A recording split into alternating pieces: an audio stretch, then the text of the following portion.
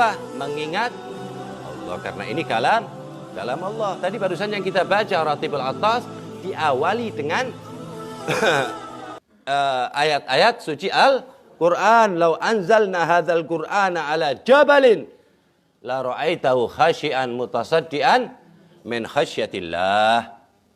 Kalau seandainya Quran ini tak turunin sama gunung, lau anzalna hadzal Qur'ana ala jabalin, tak turunin di gunung, gunungnya enggak kuat.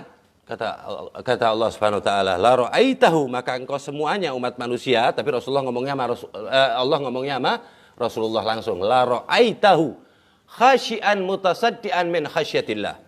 Pertamanya diam, kemudian tak takut kepada Allah taala. Goyang gitu. Min khasyatillah, karena takut kepada Allah. Ini Quran pentingnya. Maka dari itu jangan sampai kita lepas dari Al-Quran. Kemunduran umat Islam itu karena jauhnya dari Al-Quran. Ingat-ingat itu aja. Jangan sampai sehari berlalu 24 jam kita nggak baca Al-Quran. Ya. Kalau sehari berlalu kita nggak pegang HP, nggak apa-apa insya Allah. Nggak bermadarat insya Allah. Kepala kita nggak bermadarat, hati kita nggak bermadarat. Tapi kalau nggak pegang Al-Quran, nggak baca Al-Quran, 10 ayat lah ya. Atau 20 ayat, 50 ayat lah. Sedang kalau yang nggak bisa baca itu 10 ayat ya. Yang itu baru 10 ayat ya. Itu sudah pahalanya luar biasa. Bersihin hati kita. Rasul SAW bersabda bahwa setiap huruf yang ada di dalam Al-Quran itu terdapat 10 pahala dari Allah Subhanahu wa taala, menghapus 10 dosa kita dan mengangkat 10 derajat. Dan kata Rasulullah SAW bahwa alif lam mim, aku tidak mengatakan satu huruf, akan tetapi alif 1, lam 2, mim 3 huruf. 30 kebaikan, 30 dosa, dan 30 derajat diangkat. Ini Al-Quran. Ya. Nah, makanya Rasulullah SAW bersabda, afdal ibadah Quran. Afdal ibadah umatku adalah qiraatil Quran. Jadi semua wali-wali Allah, orang-orang saleh, orang muqarrabin, orang yang dekat dengan Allah Subhanahu wa taala, itu mereka ya kenal banget sama Al-Quran, ya. Paham banget tentang Al-Quran. Karena apa? Karena nggak pernah meninggalkan Al-Quran. Maka dari itu para wali-wali itu diangkat derajatnya oleh Allah Subhanahu wa taala. Dari mereka ada yang satu hari 10 juz, ada yang sehari 20 juz, ada yang sehari khatam satu Al-Qur'ani satu hari. Ada yang lebih dari itu. Ya, karena senangnya dengan Al-Qur'an, istiqomahnya dengan membaca Al-Qur'an, istiqomahnya dengan menjalankan apa-apa yang ada di dalam Al-Quran, maka Al-Qurannya senang dengan dia, maka dia dipermudah semuanya. Waktunya dipercepat.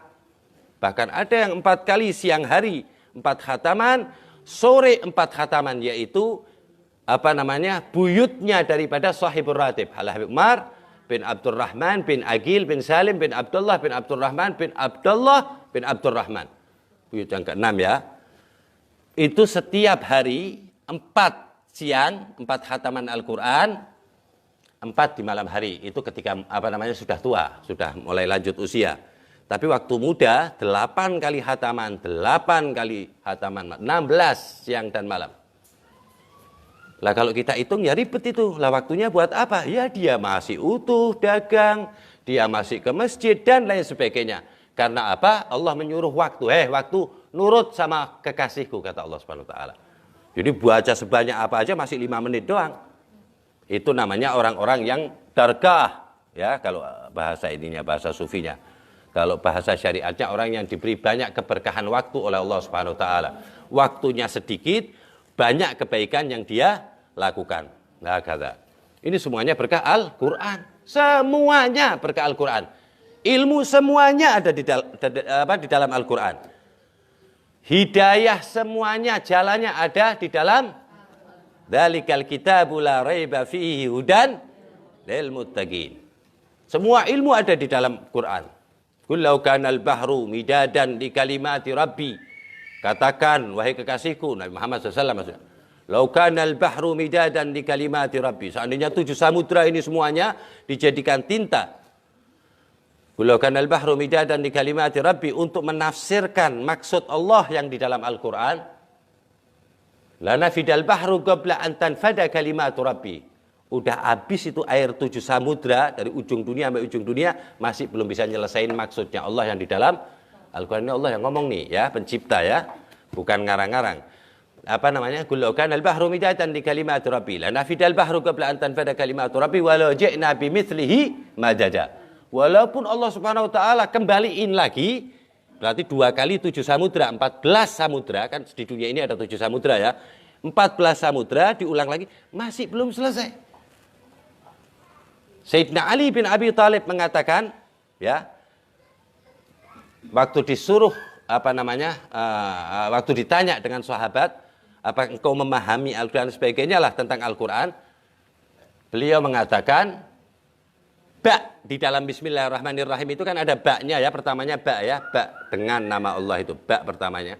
Itu kalau aku tafsirkan maksudnya Allah, itu kitabnya tidak kuat dipanggul 70 keledai ataupun 70 onta. Ba doang loh. 70 onta untuk memikul maksudnya Allah belum sempat ditulis sampai jadi ratusan kitab, baru 1 onta. 70 onta belum selesai, itu masih ba. Kalau sekarang kita bayanginnya jangan onta aja biar gampang. Mobil pickup kecil itu. Nah, 70 mobil pickup belum bisa selesai menerjemahkan ba yang ada di dalam Bismillah. Ini tingginya Al-Quranul Karim, maksud Al-Quranul Karim, pangkat Al-Quranul Karim. Semuanya ada di dalam Al-Quran. Jadi toserbannya kebaikan ada di dalam Al-Quran. Semuanya ada di dalam Al-Quran. Ya. Cuman orang yang diberitahu oleh Allah Ta'ala, orang yang betul-betul dekat dengan Al-Quran, orang yang betul-betul istiqomah dengan Al-Quran, orang yang tahu sedikit banyak tentang maksud Allah, maksud Al-Quran, baru diberitahu sama Allah Ta'ala. Kalau kita teksnya aja belum bisa baca, apalagi artinya, apalagi tafsirnya, kita masih males. Kata orang alim di zaman Rasul, sepupu Rasulullah SAW, yaitu Sayyidina Abdullah bin Abbas ya, Sayyidina Abdullah bin Abbas bin Abdul Muttalib, anak daripada paman Rasulullah yang namanya Sayyidina Abbas. Kata Rasulullah itu, ketika dia lewat, itu adalah orang paling pintar itu. Hadza habrun ummati. Beliau mengatakan, demi Allah seandainya sorbanku hilang, aku nggak cari di rumah, nggak cari di mana kalau sorbanku hilang. Aku buka aja dalam Quran, tak baca, tak ulang-ulang dan lain sebagainya. Ntar ketemu. Berarti dapat ilham dari Allah Ta'ala. Jadi kalau orang ingin dapat ilham, isyarat dari Allah Ta'ala, sering baca Al-Quran. Imam Syafi'i ketika ditanya, hukumnya ini gimana hukumnya? Dia baca sholat 2 rakaat, baca dari mulai Fatihah itu surat Fatihah, Alif Lam Mim, terus dibaca, kalau belum ketemu belum berhenti dia. Sampai Qul a'udzu birabbin nas, berarti 30 juz dia baca. Belum ketemu, diulangin lagi. Sampai ketemu jawabannya baru berhenti. Oh, ini jawabannya. Berarti di dalam ini dan lain sebagainya. Itu merekalah orang ahlil Quran. Padahal kalau Imam Abdullah bin Abbas itu sahabat, itu jelas ya belajarnya dengan Rasulullah SAW. Kalau Imam Syafi'i kan 200 tahun setelah Rasulullah, ya, lahirnya 150 Hijriah, 150 Hijriah. Wafat beliau tahun 204 Hijriah. Umurnya 54, tapi ilmunya sejagat ya. Belajar ilmu fikih cuma 2 tahun. Dia belajar sama gurunya 20 tahun, 18 tahun untuk mengabdi kepada gurunya. Untuk membantu gurunya, untuk adab dengan gurunya 18 tahun. 2 tahun tok dia belajar fikih. Fikihnya dipakai seluruh dunia sekarang.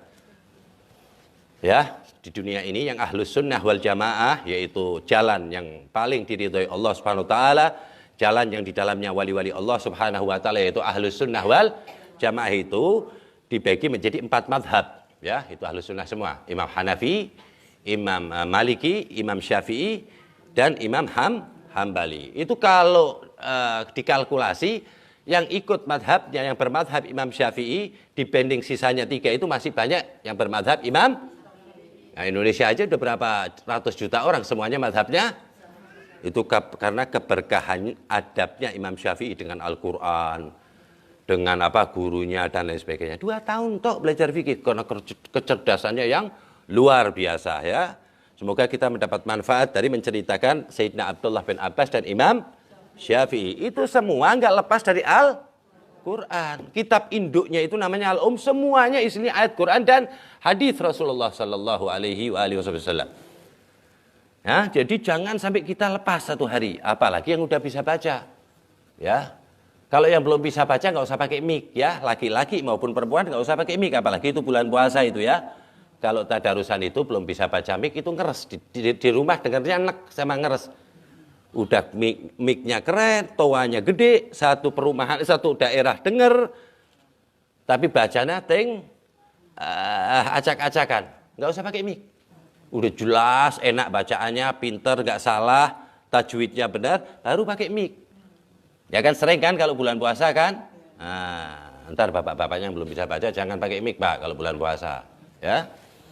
Lagian kan apa namanya belum bisa baca pede banget pakai mic ya kan? Nah, pede boleh tapi jangan pede sama Allah, pede sama hamba Allah yang lainnya. Ini masalah Allah kita harus tawadhu hakadha. Minum lagi ya. Seperti itu keadaan mereka. Syanu. Seperti itu cara mereka untuk menggapai ridha Allah Subhanahu wa taala. Ada di dalam Al-Qur'an semuanya, komplit. Paham? Lah, karena orang macam-macam, ada ilmunya standar, ada ilmunya di bawah, ada yang kagak gablek pisan ilmu, ada yang tinggi ilmunya, semuanya lewat Al-Qur'an. Makanya ada hadis-hadis Rasulullah SAW untuk menerangkan apa yang ada di dalam Al-Qur'an. Apa maksud Allah yang ada di dalam Al-Qur'an. Nah, memang di dalam Al-Quran nggak ditulis sholat 5 waktu, nggak ditulis. Allah nggak ngomong tentang sholat 5 waktu. Lah Rasulullah nerangin pakai hadis bahwa sholat itu 5 waktu dan lain sebagainya. Ya, tapi kalau Rasulullahnya sendiri tahu baca Al-Quran ini maksudnya ini sholat 5 waktu, maksudnya ini semuanya ada semua di dalam Al-Quran. Itu kalau orang sudah diberi cahaya Al-Quran. Semoga kita dapat cahaya walaupun dikit ya. Cahaya Al-Quran ini paling tinggi cahaya Al-Quran. Dan sampai di dalam hadis dikatakan Al-Quran Al-Quran ya'ti yaumal qiyamah syafi'an li ahli.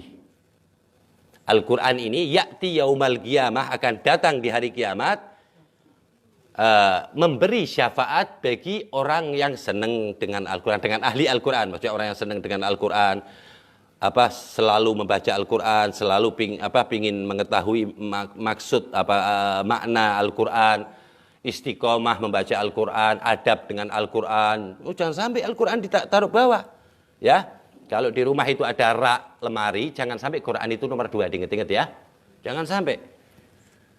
Allahnya ntar marah ya, sebab itu termasuk adab.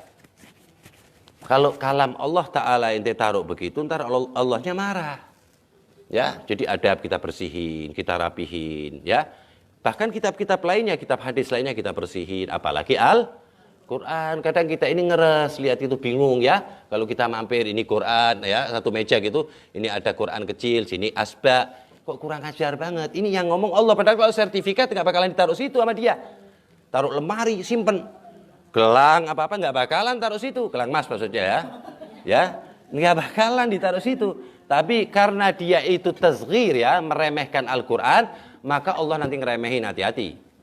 Ada orang masuk surga gara-gara lihat sobekan Al-Quran di jalan, dia ambil, dia bersihin, kemudian ditaruh di tempat yang baik di rumahnya. Maka amal buruknya dihapus oleh Allah Ta'ala, amal baiknya yang kocar-kacir dilurusin semua sama Allah Ta'ala gara-gara menghormati sobekan Al-Quran yang dia lihat. Apalagi banyak ini, setebel ini, hati-hati. Dan sebaliknya, banyak orang yang terjerumus gara-gara macam-macam sama Al-Quran, nggak adab dengan Al-Quran. Ya, Rasulullah kan sudah bersabda kan, innama bu'istu li'utammima makarim syariah wala makarimil akhlak. Akhlak bukan syariat, akhlak lebih tinggi dari syariat. Syariatnya tinggi, akhlaknya nggak ada, adabnya nggak ada, akhirnya itu senengnya ngafir-ngafirin orang, bid'ah-bid'ahin orang. Paham? Dia nggak belajar adab, ya. Orang maulid dibilang bid'ah, itu nggak malu apa sama Rasulullah dia, ngaku umat Rasulullah. Apapun dalilnya, ini cerita tentang sejarah Nabi Muhammad, di mana akhlaknya seperti Al-Quran, kana khuluquhul Quran, di hadis Sahihul Bukhari. Dia sendiri kan baca kan, katanya ahli hadis, senang sudah. Kan lagi tren itu orang-orang yang suka bid'ah-bid'ah, sekarang kan lagi tren ya.